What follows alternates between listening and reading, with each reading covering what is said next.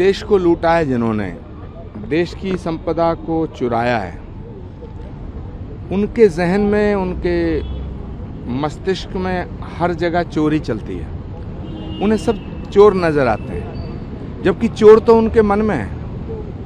वो कभी कहते हैं राफेल में चोरी हुई, कभी कहते हैं वोट में चोरी हुई, कभी कहते हैं अडानी चोर है, कभी कहते हैं अंबानी चोर है। उन्हें हर जगह चोर ही चोर नजर आते हैं। सच बात यह है कि उनके मन में चोर है।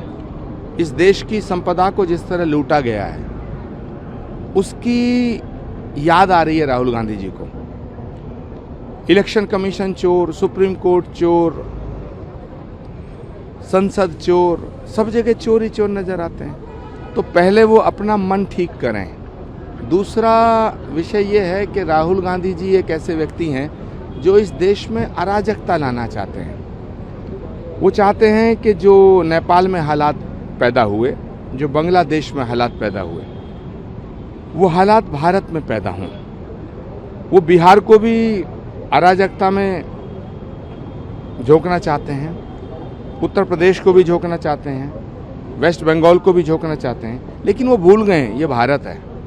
ये महात्मा गांधी का भारत है, ये सुभाष चंद्र बोस का भारत है, ये शहीद भगत सिंह का भारत है, ये नरेंद्र मोदी का भारत है। और नरेंद्र मोदी के हाथों में ये देश सुरक्षित है।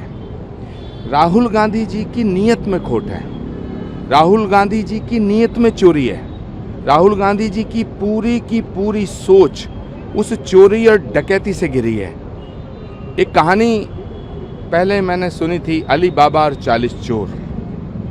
ये जो महागठबंधन है, ये राहुल बाबा और 40 चोरों का गठबंधन है। देखिए, ममता बनर्जी बंगाल को बांग्लादेश बनाना चाहते हैं।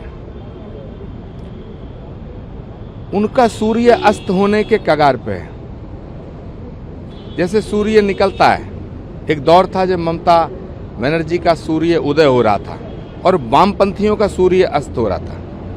लेकिन ममता बनर्जी का जो शासन है, ममता दीदी का जो शासन है, उसने बंगाल की तमाम सामाजिक समरसता के ताने बाने को छिन्न भिन्न कर दिया है। वहाँ हिंदुओं पे जुल्म हो रहे हैं। जिस तरह का जुल्म बांग्लादेश में हिंदुओं पे होता है, वही उसी तरह का जुल्म, ज्यादती, अत्याचार वेस्ट बंगाल में होता है। तो ममता बनर्जी ये जानती हैं कि अगर उन्होंने इस तरह की बातें देश की जनता में, बंगाल की जनता में फैलाई, वो इस तरह का मानस तैयार करना चाहती हैं, वो इस तरह का वातावरण तैयार करना चाहती हैं जिससे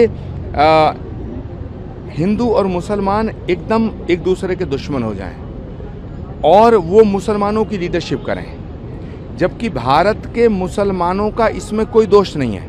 भारत का मुसलमान भारतीय है, लेकिन ममता बनर्जी हों, तेजस्वी यादव हों, अखिलेश यादव हों या ये वामपंथी लोग हों, ये इस देश के मुसलमानों को गुमराह कर रहे हैं। ये इस देश के मुसलमानों को मुसलमान बना के रखना चाहते हैं, जबकि नरेंद्र मोदी जी इस देश के मुसलमानों को हिंदुस्तानी समझते हैं। नरेंद्र मोदी ने कभी ये नहीं कहा कि मैं सिर्फ हिंदुओं का प्रधानमंत्री हूँ। नरेंद्र मोदी कहते हैं मैं 140 करोड़ लोगों की आवाज़ हूँ। तो जब वो कहते हैं 140 करोड़ लोगों की आवाज़ हूँ, तो इस देश के मुसलमानों की आवाज़ भी वो हैं। इस देश के मुसलमानों से मैं अपील करना चाहता हूँ, तमाम मुस्लिम बहन भाइयों से अपील करना चाहता हूँ, एक बार नरेंद्र मोदी का साथ दें और इन तमाम गुमराह करने वाले, देश को तोड़ने वाले नेताओं से अपना पल्ला झाड़ लें।